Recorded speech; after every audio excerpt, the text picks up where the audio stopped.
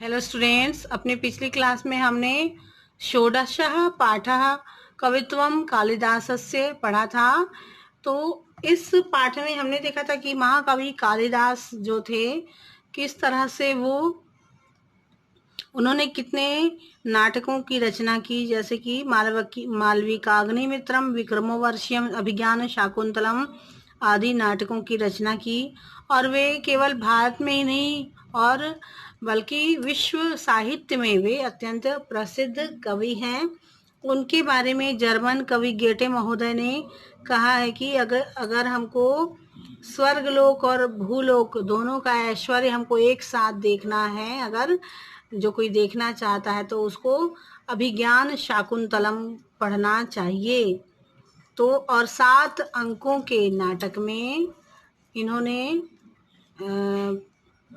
शकुंतला और दुष्यंत के बारे में कहा। उनके पुत्र भरत, जिनके नाम से ही भारतवर्ष का नाम पड़ा, तो इनके बारे में भी उन्होंने लिखा है। इस पाठ को हम आगे पढ़ते हैं। प्रवर्तताम प्रकृतिताय पार्थिवः सरस्वती श्रुति महती महीयताम मम आपी च क्षय शपयतु नीललोहितः पुनर्भवम परिगत शक्तिरात्मभुः। तो ये जो लिखा है इन्होंने, जो राजा हैं वो हमेशा ही प्रजा के हित के कार्यों में लगे रहें और श्रुति स्वरूपा भगवती सरस्वती की जगत में प्रतिष्ठा हो, अर्थात वैदिक वाग्मय में प्रशंसित महान कवियों की वाणी गौरव मंडित हो और सर्वशक्तिमान नीले और गाढ़े लाल वर्ण वाले स्वयंभू भगवान शिव मैंने पुनर्जन्म के जन्म जन्मांतर की प्राप्ति को समाप्त करें। पुनर्भवम, बार बार जन्म लेने की, जो हमारी मानव है जो वह बार बार जन्म लेता है, इसलिए वे अपने मोक्ष के बारे में भगवान शिव से प्रार्थना करते हैं। मालविकाग्नि मित्र नाटकम पंच अंकात्मा अस्ति। अत्र मालविका अग्निमित्रयोः कथा वर्णितास्ति। विक्रमोर्वशीय नाटके उर्वशी पूर्वयोः कथा 5 अंकेषु वर्णिता। अस्मिन् नाटके भरतवाक्य माध्यमेन कामयते कविः यत्। जो मालविकाग्नि मित्र जो नाटक है वह 5 अंकों का है। यहाँ मालविका और अग्निमित्र की कथा वर्णित है। विक्रमोर्वशीय नाटक जो है वह उर्वशी और पूर्वा की कथा है, जो 5 अंकों में यह भी है।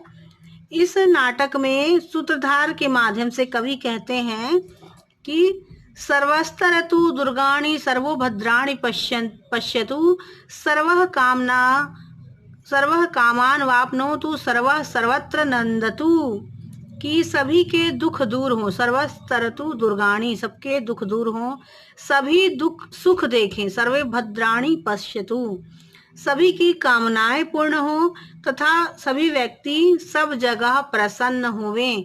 सारे जग को प्रसन्नता देने की कामना कर रहे हैं, सारा जग जो है वह सुखी हो, इस तरह की कामना करते हैं वो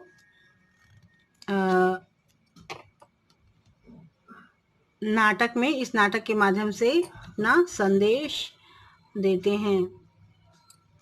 तस्य कुमार संभवम रघुवंशम चेति नामके द्वय महाकाव्ये प्रसिद्धे स्त।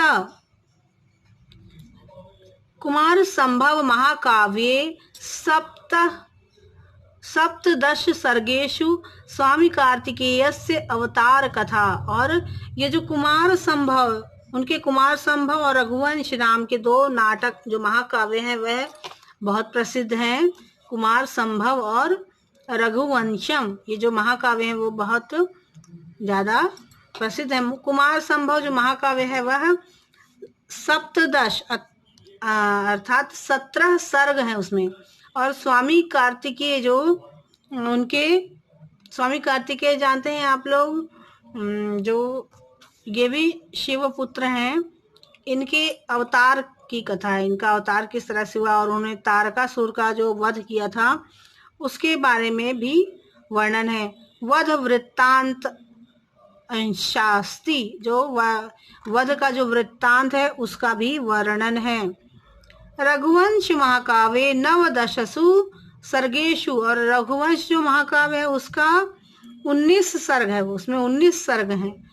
सर्गेशु रघुवंशीयानां पराक्रम वर्णनम तथा तेषाम उदात्त चरित्र निरूपणम तेन कृतम। रघुवंश का अर्थात होता है राम जी के बारे में कहता है। रघुवंश, रघुकुल रीत सदा चली आई, प्राण जाई पर वचन न जाई। तो रघुवंश अर्थात राम के बारे में ही होगा इनका पूरा वर्णन। तो उनके 19 सर्ग हैं और उसमें रघुकुल की जो के पराक्रम का वर्णन है और उनके उदार चरित्र जो था उनका, क्योंकि उन्होंने जो रघुकुल जो राम जी का जो वंश था वो उदारता के लिए प्रसिद्ध है और अपने शौर्य वीरता के लिए भी प्रसिद्ध है बहुत ज़्यादा। तो इसमें उनके उदात्त चरित्र का भी वर्णन किया गया है। तो आज के लिए इतना ही। अपनी अगली क्लास में इस पाठ के आगे के भाग को हम देखेंगे और इसके कठिन शब्दों को आप अपनी नोटबुक में लिखेंगे